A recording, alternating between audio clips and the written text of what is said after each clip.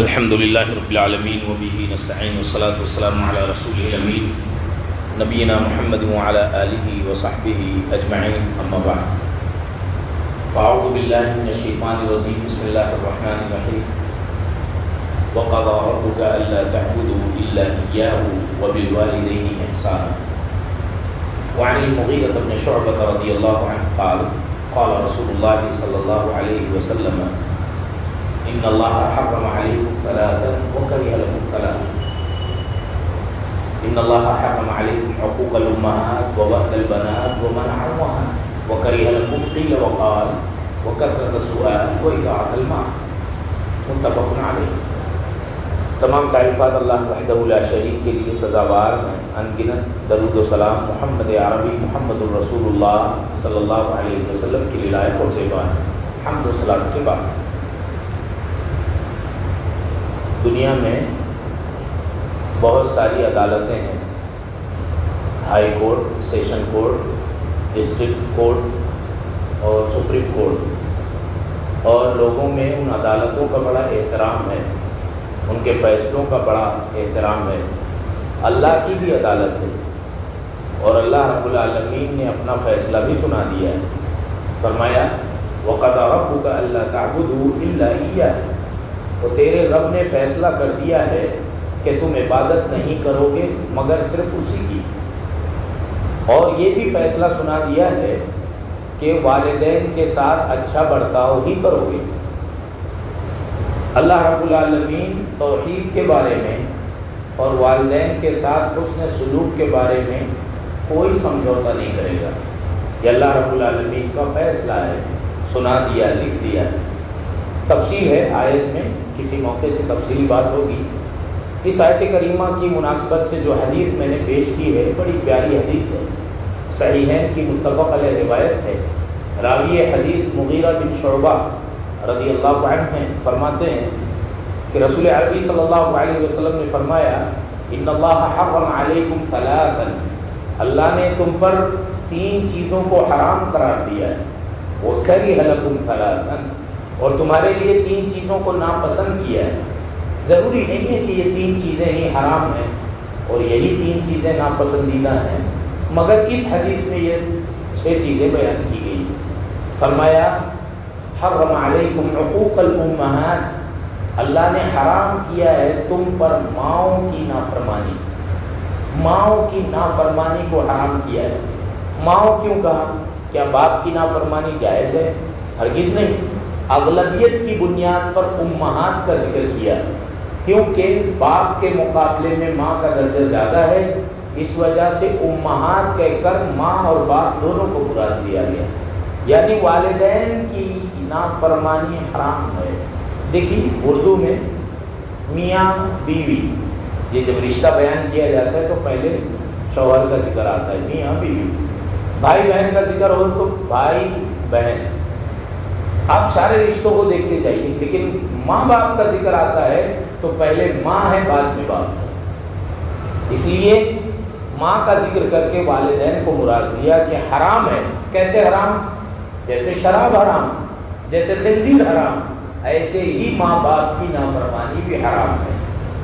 حرم ان اللہ حرم علیکم حقوق الامہات ووأد البنات، اور اللہ نے حرام کیا ہے لڑکیوں کو زندہ درگور کرنے کو۔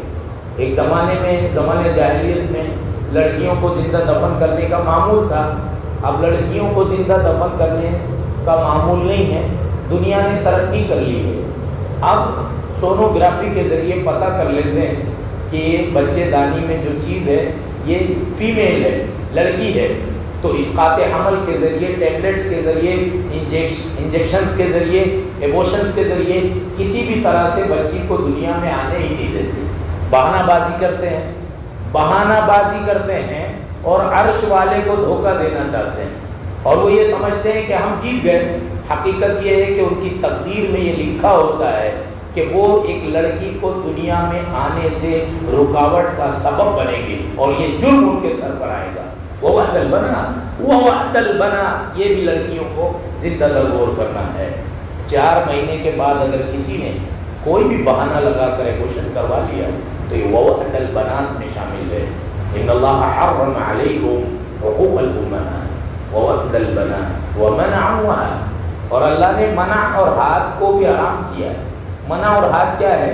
اس کا دو مطلب کیا گیا ہے۔ منع اور ہاتھ کا ایک مطلب یہ ہے کہ بخیلی بھی منع ہے، بخیلی اور فضول خرچی بھی منع ہے، حرام ہے۔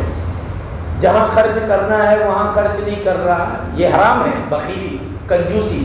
اور جہاں نہیں خرچ کرنا ہے وہاں بے دریغ خرچ کر رہا ہے، یہ بھی حرام ہے۔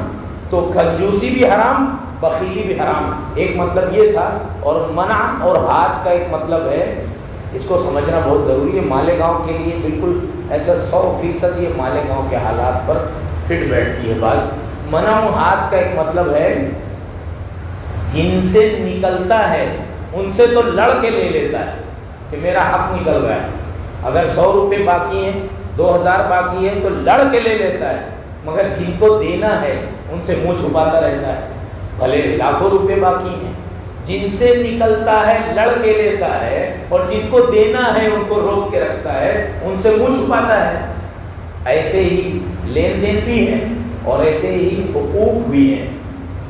حق ماں باپ کا نکل رہا ہے تو دے نہیں رہا ہے، مگر اپنا حق کسی سے نکل رہا ہے تو شکایت کر رہا ہے۔ بیٹے کو شکایت ہے باپ سے، باپ کو شکایت ہے بیٹے سے، بھائی کو شکایت ہے بہن سے، بہن کو شکایت ہے بھائی سے۔ ہر کسی کو یہ فکر ہے کہ مجھے میرا حق نہیں مل رہا، مگر کسی کو یہ فکر نہیں ہے کہ میں کسی کا حق نہیں دے رہا ہوں۔ یہ بھی منع و ہاتھ ہے، یہ بھی حرام ہے، یہ بھی حرام ہے کہ اپنا حصہ لڑ کے لے لو اور دوسروں کا جو نکل رہا ہے اس کو نظر انداز کرتے رہو، منہ چھپاتے رہو، چشم پوشی کرتے رہو۔ اسی طرح سے اس حدیث میں بیان کیا گیا 3 چیزیں عرض کر دوں۔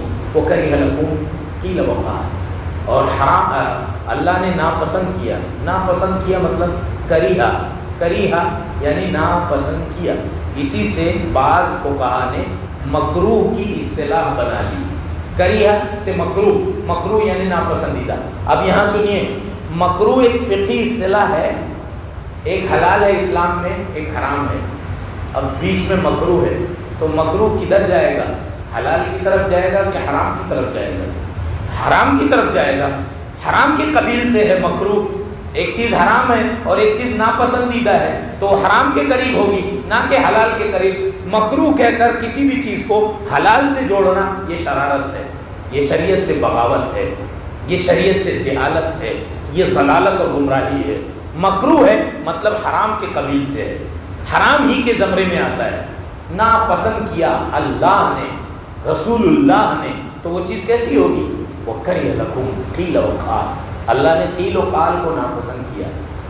سمجھ میں آ جائے یہ چیز حرام ہے، یہ حلال ہے، یہ چیز کرنا ہے نہیں کرنا ہے، کامن سینس ہے، سمجھنے کی بات ہے۔ اس کے بعد بھی مفتی بدل رہا ہے، الفاظ بدل رہا ہے، فتوے بدل رہا ہے، انداز بدل رہا ہے، کسی طرح سے اپنا مسئلہ کھینچ کر لانے کی کوشش میں لگا ہوا ہے، ماننے کو تیار نہیں ہے۔ یہ قیل و قال ہے، وہ کثرت السؤال، اور بہت زیادہ سوال کرنا۔ اللہ نے بنی اسرائیل سے کہا گائے کو ذبح کرو، مردے کے جسم سے لگاؤ، اور تو مردہ اٹھ کر بولے گا اللہ کی طرف سے کہ مجھے کس نے قتل کیا، مسئلہ حل ہو جائے گا۔ جاتے ایک گائے کو ذبح کرتے، جسم سے لگاتے، مسئلہ حل ہو جاتا۔ گائے کیسی ہو، کام کی ہو کہ نہ کی ہو، سینگ ہو کہ نہ ہو، عمر کتنی ہو، اتنا سوال کیا کہ گائے کو مشکل قرار دیا۔ اب وہ گائے ڈھونڈنے لگے تو گائے مل ہی نہیں رہی، بڑی مشکل سے گائے ملی۔ تو سوال کرنے سے مسئلہ حرام ہو جاتا ہے۔ ایک چیز عام سی بات ہے، آپ نے کوئی کام کر لیا، نہیں پوچھا، تو ہو سکتا ہے کہ اللہ آپ کو معاف کر دے کیونکہ آپ کے علم میں نہیں تھا۔ ایک مسئلے کو 10 لوگوں سے پوچھنے کے بعد بھی وہی کیا جو اس کو کرنا تھا، تو یہ بہت بڑا مجرم بن گیا۔ اس نے سوال کر کے چیز کو حرام کر کے حرمت کا ٹپا لگوا لیا اور اس کے بعد وہی کیا جو اس کو کرنا تھا۔ تو سوال، کثرت سوال مکروہ ہے یعنی حرام ہے، ناپسندیدہ ہے۔ اسی طرح سے آخر میں اللہ کے نبی علیہ السلام نے فرمایا وَإِضَاعَةَ الْمَالِ، اور مال کو ضائع کرنا، شادی کے نام پر، نکاح کے نام پر، سفر کے نام پر، کسی بھی بہانے سے مال لٹانا، یہ مال اللہ کی امانت ہے، کسی کی جاگیر نہیں ہے۔ یہ غلط فہمی کا لوگ شکار ہیں کہ میں صاحب مال ہوں، میں جاگیردار ہوں۔ یہ اللہ کی امانت ہے، اللہ دے کر دیکھتا ہے کہ یہ یوز کیا کرتا ہے۔ اللہ نے کہا وَلَا تُؤْتُوا السُّفَهَاءَ أَمْوَالَكُمْ الَّتِي جَعَلَ اللَّهُ لَكُمْ قِيَامًا، تم اپنا مال بے وقوفوں کے حوالے مت کر دو. جو بچے رہتے ہیں، 4 بیٹے ہیں 5 بیٹے ہیں، ان میں کوئی کند ذہن بھی رہتا ہے. اب باپ نے سارا بزنس اس کے سر پہ ڈال دیا، اس کو کچھ سمجھتا ہی نہیں کیسے تجارت کرنی ہے، اور اس نے سارا چند سالوں میں پورا چوپٹ کر دیا. وَلَا تُؤْتُوا السُّفَهَاءَ أَمْوَالَكُمْ، تم اپنا مال کم عقل کند ذہن لوگوں کے حوالے مت کرو. مال اللہ کی امانت ہے، اللہ کی جاگیر ہے. وَلِلَّهِ مِيرَاثُ السَّمَاوَاتِ وَالْأَرْضِ، آسمان اور زمین میں جو کچھ ہے یہ کسی انسان کا نہیں ہے، اللہ کی میراث ہے. تو مال کو امانت سمجھے، اور جب انسان امانت سمجھے گا تو اس کی قدر کرے گا، اس کو غیر ضروری جگہوں پر خرچ نہیں کرے گا. یہ بھی مکروہ ہے. اللہ رب العالمین دین کی صحیح فہم عطا فرمائے، ہر شر سے محفوظ رکھے ہم اور آپ کی دنیا اور آخرت.